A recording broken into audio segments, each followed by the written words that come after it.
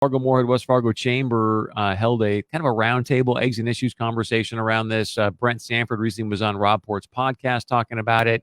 But it's one of those balances that I want to have a conversation with you today, and our special guest in studio that I introduced for a moment is, I think we all see the challenges about what's happening with the core family unit today being ripped apart in a lot of different ways. And what happens is when that happens and it's a single family home, a lot of times you see where people don't get maybe the education that they want. And Brent Sanford talked about, hey, when you go to the state pen, a lot of the people there, early on in their lives couldn't read at a second, third grade level. Thus, they went through some challenges in life and turned maybe a different route. But at the same point in time, we've got this huge workforce issue in the state. So many people are suggesting, hey, if we can solve the daycare situation, that may free up other people to get back into the workforce. So join us today, Jenna, is it Mueller? Did you say the last name? Yep. Jenna Mueller. She's the executive director of the Fargo-Moorhead West Fargo Chamber. She's been doing a lot of research and homework on this topic. And so it's really nice to have you in studio and talk about this huge problem. Well, thanks so much for having me, Chris. I'm glad to be here.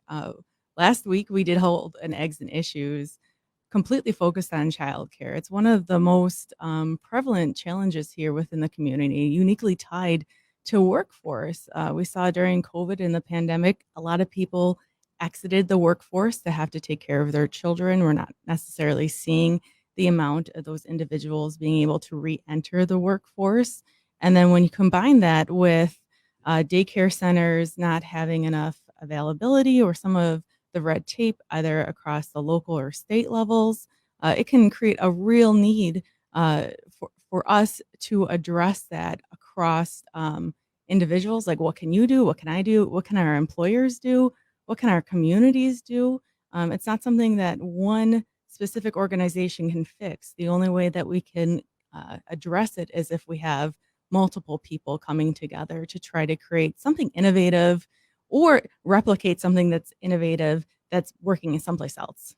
Yeah, what's the old African proverb? It takes a tribe to raise a child, I think. I mean, it's one of those things where we all need to sort of come together and go, hey, look, if we're going to do this, let's do it right. So I'm curious, I didn't get a chance to watch the entire video from the Eggs and Issues in regards to childcare. So based on the work that you've been doing and in your opinion, what was like the most important takeaway do you think our audience should know from that? I think the most important one is probably, for me, have grace with one another, grace with our care providers. If they have something that's occurring staffing issues at their place, that's a cascading effect, right? All of a sudden, they have to close down a room. All those parents who have children in that room are affected by that. That affects their businesses where they work at. But if we're all able to come together to try to, what can you do in your workplace? What can you do to support a friend? What can you do to advocate for a better community? Who can you contact? Like, what legislator can you contact? Your local representatives on there. One of the big things in the state of North Dakota is our daycare providers were explaining that when they hire somebody, they need to do a background check and a fingerprint, which of course you want to make sure that the people who are watching and taking care of your children are safe to do so around. But there's some tape in that, and that it takes up to 2 to 3 weeks to process. And so our current workforce crisis, and a potential employee could be hired to go work at a daycare provider and then have to wait 2 to 3 weeks before they can start. That daycare provider all of a sudden now needs to pay for them just to retain them for that 3 weeks and hope that they continue to stay on after that 3 weeks after they're approved for that. So that's one of the issues that I know that our great legislators are going to be examining within a session coming up. I want to pose an idea to you. And again, there's no right or wrong answer. So if you want to call into the show and propose maybe some suggestions or ideas, I know Deanne Regalado is joining us here on the live stream. She's got some comments, but the number to call into the show, it's very easy. Just grab your phone, 701-271-1100. Again, 701-271-1100. Jenna Mueller. I always want to say Mueller. I'm thinking about, Mueller from the, anyway, so Mueller from the Fargo-Moorhead West Fargo Chambers with us. She's the executive director, been doing some great work in this arena. You look at like the core family unit, and it's so important to a foundation of a nation, right? I mean, we could go on down the list and you look at fatherless homes and what that ends up meaning for a lot of kids. So I think there's some value in keeping the core family unit together, and yet, as you mentioned, there's this workforce challenge. So there's a big conversation going on right now about like education freedom, education savings account. Is there any viable option here to say, hey, look, let's hone in on and be proponents of the core family unit. Maybe money could be paid to even parents to stay home with their kids, help preschool them, but maybe do the pod thing. And then we utilize immigration to help fulfill this workforce challenge. I mean, is that anything that's been talked about? And if so, to what level, what extent? I think those are things that have been talked about, but just maybe not intertwined together to seeing how they can influence one another.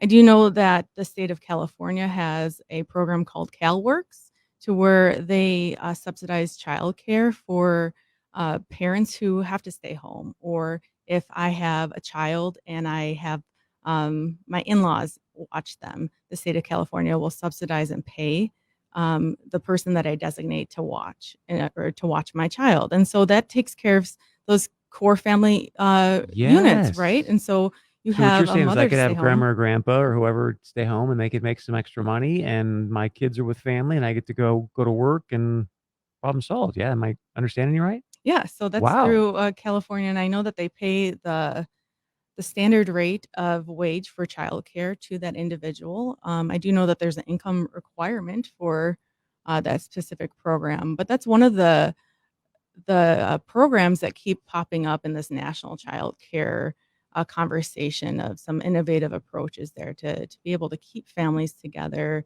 uh, in the type of work or career that they enjoy, and then still have that influence of that larger generational unit. I mean, I think that'd be fantastic, right? It's like I was with my grandparents over the weekend and kind of a quick sign there if you don't mind me sharing, but a while back I was with a person that runs a assisted living place and somebody came up to him. They're like, I'm curious. Like, we've now been bringing in refugees for about 10 years. And I'm just curious, like, how many of your clients now are families of refugees? And the guy's like, none. And the guy's like, what? What do you mean? How can they? He goes, because, like, and I hate to say this, but this is what he told me. He's like, because it's like the Caucasian community is the only community that kind of just takes their old people and puts them in assisted living where, the refugees are like, hey, come stay with us, grandma and grandpa. We'll take care of you. It's all good. And I just thought it's a fascinating conversation to me. Yeah, I think that comes along on the points of individualistic cultures and collectivistic cultures in that we're very much more individualized here. When we look at other cultures, especially more Eastern cultures, they tend more towards collectivism, towards caring for one another.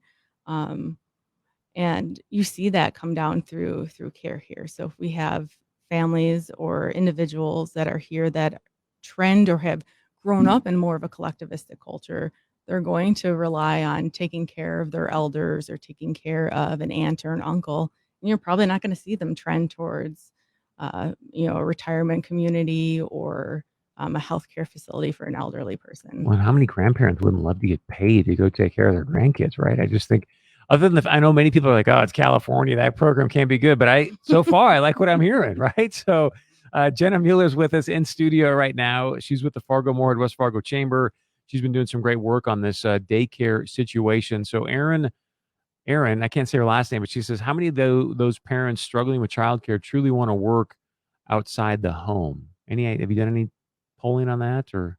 No, but what I can speak to is an upcoming survey that we'll probably release here in September, where we're going to be taking an in-depth look at childcare within Cass County. That's going to survey family members and parents who have children under the age of 6 or 6 and under, and ask about some of those questions.